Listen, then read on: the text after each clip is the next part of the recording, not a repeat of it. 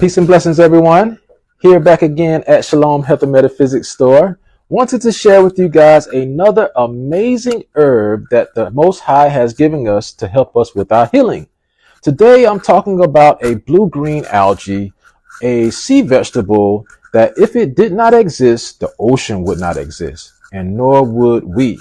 So it's very, very important that we talk about this. Today's herb of the day, we are talking about spirulina. Now, spirulina has a number of different benefits, guys. A lot of false claims has been named on this, but if you see this blue-green algae, this blue-green color right here, has all of this deep chlorophyll in it, magnesium. You can tell that it has copper in it. You can tell that it has iron in it. Very, very good minerals and vitamins. Very similar to how sea moss is, which we call Chondrus crispus or Irish moss. But it does not have any carrageenan in it. Carrageenan is the gelatinous substance that the sea moss does when it is hydrated or bringing to a boil. But the spirulina does not have that ability. It only has about 4 grams of protein, and sea moss doesn't. All right. So there's a big difference between the two. But I seem to choose more of this blue-green algae because it helps on many different levels. It helps with our immune system. It's an immune modulator. It has the ability to increase our natural killer cells, our macrophages, our lymphocytes, our dendritic cells. Whenever we are going through an infection, you may want to take some spirulina, guys. It's going to help us with our detoxification process. It helps us balance out our body's pH. Even though we have different mechanisms in place to already regulate our pH levels, this gives it an extra boost when it comes to alkalizing it, okay? There are a number of false claims out there I got to expose because there are people out there selling this product saying that it has cyanocobalamin. Yes, this may be a cyanobacteria, but that does not mean it has B12 in it. B12 is a pseudo B12 inside of this spirulina, and is very good for the aquatic culture. It does not effectively convert over into the active form for human consumption. So keep that in mind when somebody's trying to sell you spirulina saying that it has B12 in it. It's for the fish. All right.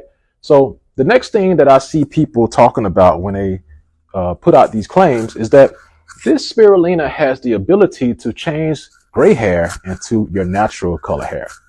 Listen, guys, this particular spirulina has copper in it. That may help change that color, but it does not have any pantothenic acid in it. And through that biochemical pathway, that's how you change the gray hair into your natural color hair.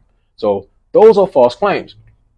One of the other claims that I keep seeing online is that this thing can help us lose weight.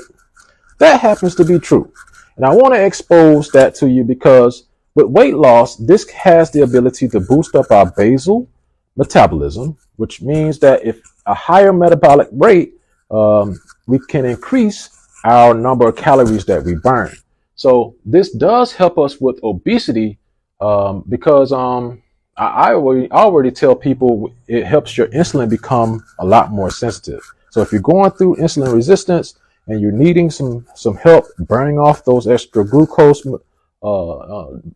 molecules, then you can use the spirulina as a way to get rid of insulin resistance. For the type 2 diabetic, even your type 1 diabetics, you can use the spirulina. I've seen people, what I've been recommending is that people use this and sea moss over Ozempic. All right, so all of you guys that are using Ozempic, this will reduce your insulin. All right, it can help your pH balance, get rid of that candida. Remember, candida is a fermentation of so much different sugars in the body, and that's how you get that yeast overgrowth. So a lot of diabetics actually go through that situation. I just want to let you guys know that if you take this an hour before you eat, you'll actually be able to suppress your appetite. It'll be able to not allow you to eat that full portion. Okay. Don't take this after you eat because you start to feel nauseous. So that's a key note. I have to let everybody know.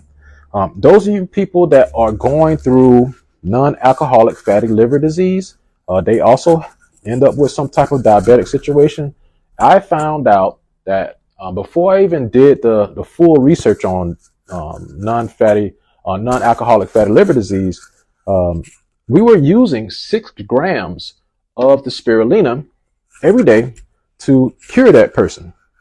And she was able to get rid of the fatty liver within 3 months. And she was able to recover from diabetes. So you guys, you got some powerful algae right here, sea vegetable right here that you can use. It should be used for those who have thyroid conditions because of the iodine. It's a lot of iodine in here, guys. You can really help your situation out when it comes to taking Synthroid. You can wean yourself off as long as you're checking your basal temperature up under your armpit. Get your thermometer every morning before you wake up. You can check that out. And those are ways that we fix thyroid conditions. So there's so much you can do, guys. This also helps get rid of heavy metals. So be careful, be careful.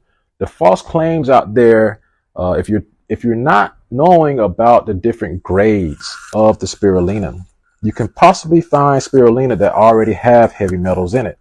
All right. But this is supposed to detox the heavy metals out of the system. So I just dropped a whole bunch of jewels out on spirulina. I hope that you guys can take up this herb. This is a very needed herb.